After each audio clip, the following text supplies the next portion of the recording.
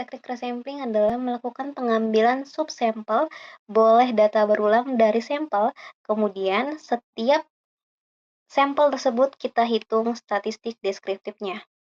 Nah, pada metode jackknife ini, salah satu metode resampling dengan menghapus satu data dari sampel.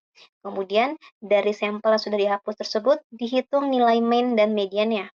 Jika sampel memiliki n data, artinya terdapat distribusi mean atau median sebanyak n. Selanjutnya, kita akan membangkitkan bilangan acak menggunakan function rnorm. Rnorm di sini yaitu menandakan bahwa datanya berdistribusi secara normal dengan n atau banyaknya data yaitu 20, mean 65, dan standar deviasi 2,5. Maka output yang dihasilkan yaitu 20 bilangan acak.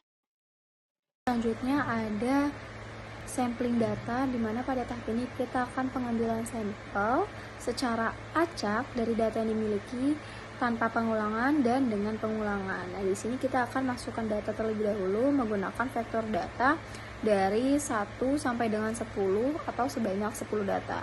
Kemudian kita akan melakukan sampling secara tanpa pengulangan. Nah, di sini kita akan memasukkan variabel sampel data dengan mengambil dari data yang kita miliki, kemudian menentukan banyaknya data atau ditentukan dengan size sama dengan 5, sehingga nanti pengambilan sampel kita adalah sebanyak 5 data dari setiap sampelnya. Kemudian ada juga outputnya, yaitu pada output yang pertama. Selanjutnya ada juga sampling data dengan pengulangan, di mana di sini menggunakan kode yang tetap sama, namun ditambahkan argumen replay sama dengan true, dan outputnya terdapat pada baris yang kedua. Selanjutnya, kita akan menghapus data. Di sini kita membuat variabel nilai.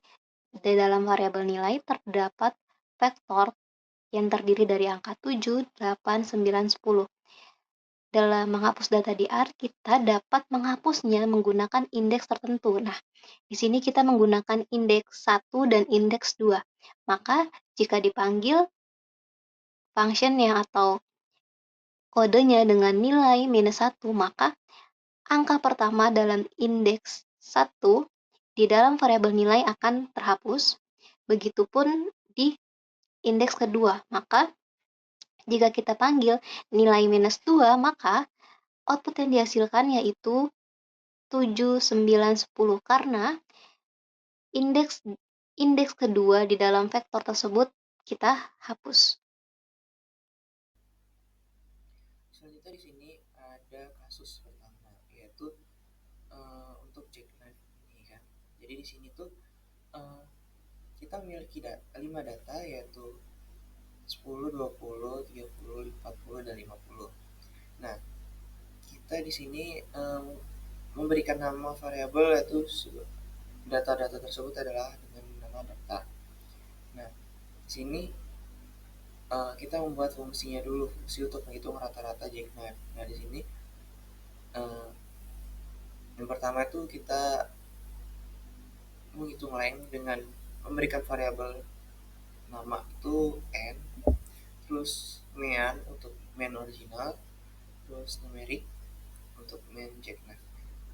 Nah, di sini ada perulangan untuk penghitungan rata-rata jackknife-nya, itu dengan data jacknya itu diasumsikan dengan i data minus i. Jadi mean jackknife itu sebagai variabelnya nanti, terus mean jack, jadi mean jack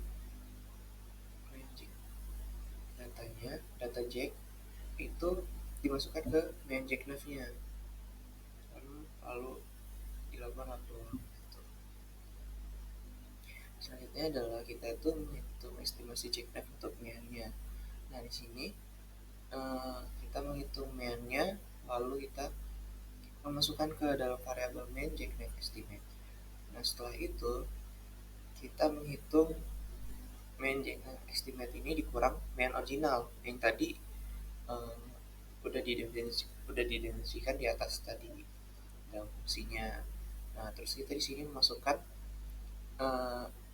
ke dalam variabel namanya bias. Setelah itu kita menghitung rata-ratanya, yaitu main jknaf yang biasa harus dikurang main jknaf estimate pangkat 2 dibagi dengan n data. Nah, kita masukkan ke dalam namanya variance.